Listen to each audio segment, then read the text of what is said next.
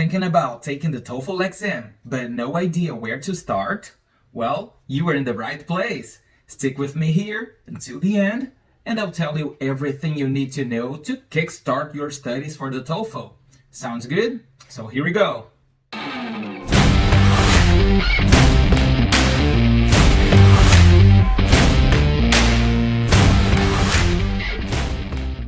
Hey guys, welcome to Nova Tips. I'm Rio Nova, and in this video, I'm gonna share with you the 10 essential tips for you to get a head start preparing for the TOEFL. If you wanna watch this video 100% in Portuguese, just click on the link on the card up here.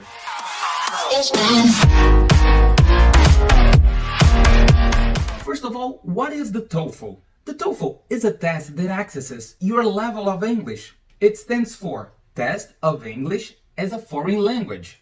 Okay, but Nova, why would someone take a test such as the TOEFL? Well, usually a person who takes the TOEFL is interested in living abroad, either for work or to study. And I believe that's exactly why we're here, am I right?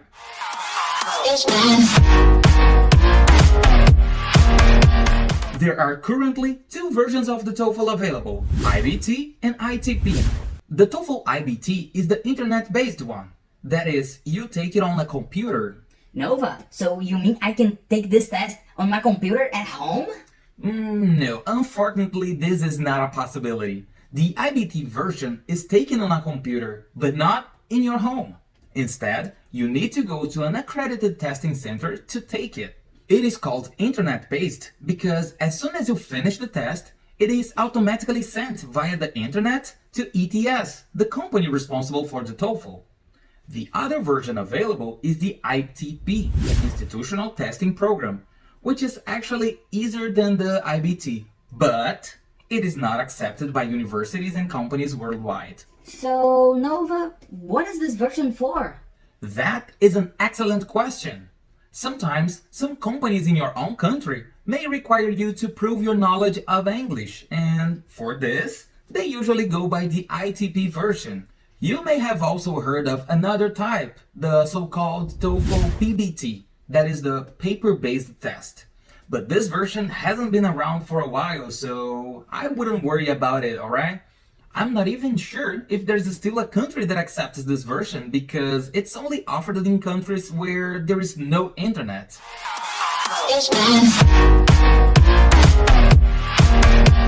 The test lasts around 3 hours and a half, but you have to arrive at the testing center at least 1 hour before to go through some procedures prior to the test. Nova, can I take something to eat? I'm gonna starve to death.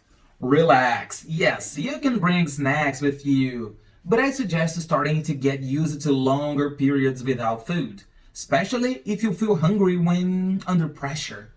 There is only a 10 minutes break to grab something quick, such as a cereal bar, a cracker, a bottle of water, but all of this has to be stored in a locker outside, and you can only access your stuff during these 10 minutes break, roughly 2 hours after the exam starts.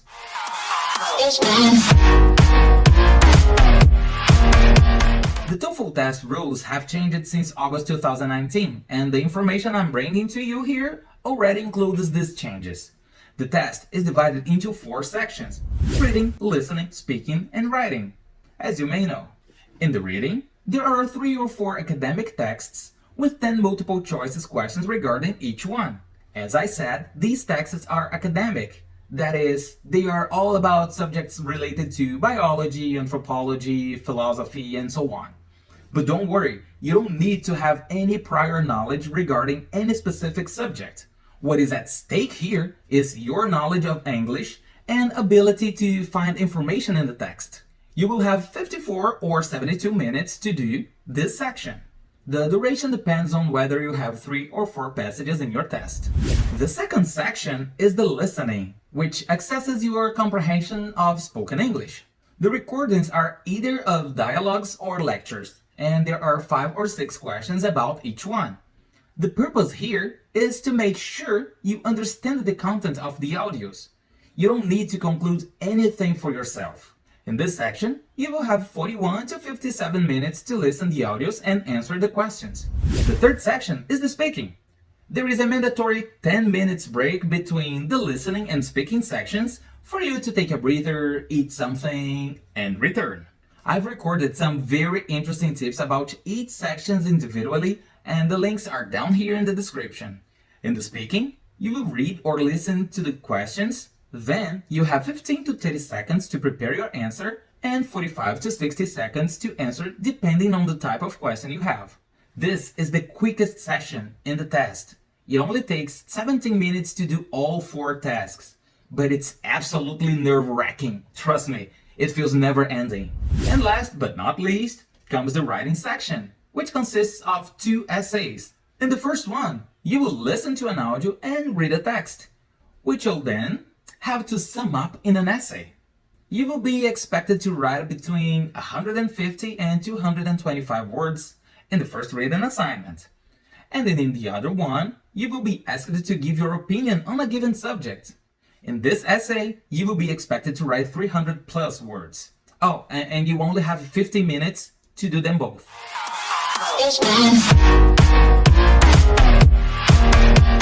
The test has a total score of 120 points, 30 points per each of the 4 sections. There is no minimum grade to pass on the TOEFL. It is a test designed to simply measure your knowledge of English. Who will determine the grade you will need to pass is the institution you want to apply to. Usually, the minimum score varies from 60 to 100. But again, check with the institution you want to apply to know exactly the minimum score they require, okay?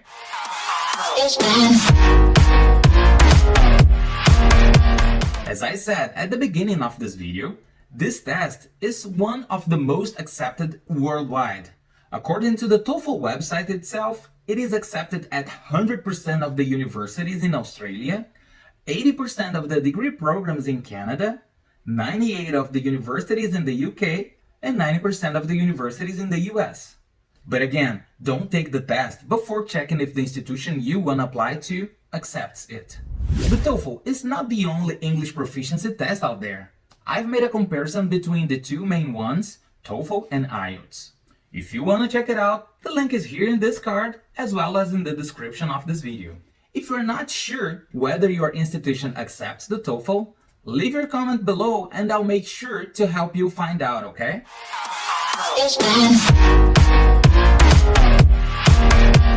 The TOEFL score is only valid for 2 years from the date you take the test. But you don't get the results right away, okay? It takes a while for you to get them.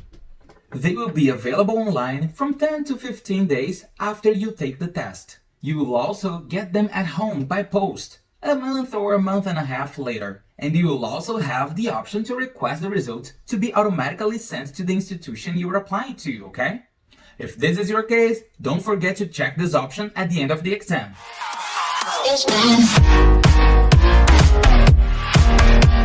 First of all, you need to find out if there are any accredited testing centers near you. Depending on where you live, you may need to travel to another city to take the exam. You can check the locations available by clicking on the link I've left down here in the description. It also provides you with the dates available to take the test. The easiest way to register is via the internet, through the official ETS website. The link is here in the description as well. Set the date of your test at least 1 month before the date you need to have the results, because you never know. Unforeseen events can always happen. The price of the exam can vary a lot depending on where you are taking it. Generally, the values range from 160 to 250 US dollars. Here in the US, for example, I paid $200 for each of the 4 times I took the test. It is indeed a substantial investment.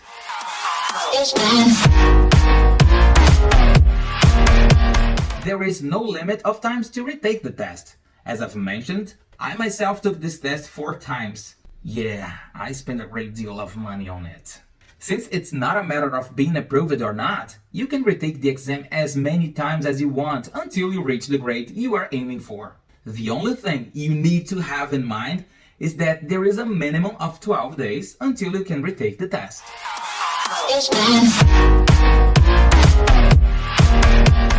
All you need to study for the TOEFL is dedication. Getting ready for it requires nothing but practice. But how do I study, Nova? Are there any online courses or should I invest on study material? Well, that will depend entirely on you. There are dozens of online courses, a huge variety of books available. I myself tried everything. The truth is that everything you need to succeed is available online for free. But of course, it's hard sometimes to find which sources are worth your while and which are not. The good news is that I can help you with that. After investing a bunch of courses and books, I realized that the same content is available for free online. But don't get me wrong, the investments I made saved me a lot of time I would have otherwise spent searching for reliable content online and helped me understand the test better and prepare myself for it. But do you know what none of these courses or materials did for me? Fix my pronunciation issues. At this point, a tutor is a game changer in your preparation. If you can afford it, I suggest that you hire a private tutor. In my opinion, it is a far better investment than paying for different courses and books. The tutor tailored lessons specifically to address your weaknesses. But be aware that knowing how to speak English is not enough to be a good teacher, okay? So look for a professional with real experience and who is qualified to help you. If you don't know anyone, I strongly recommend my friend Anna Gingley, who lives in London and has been helping me with my videos here on the channel. Her contact info is down here as well. Well, now that you've gone over the basics, you are ready to start preparing for the test. But don't forget to subscribe to the channel to stay on top of everything and get alerts whenever I post a new video.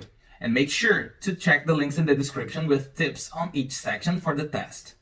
Well, that's it for today. See you on the next videos.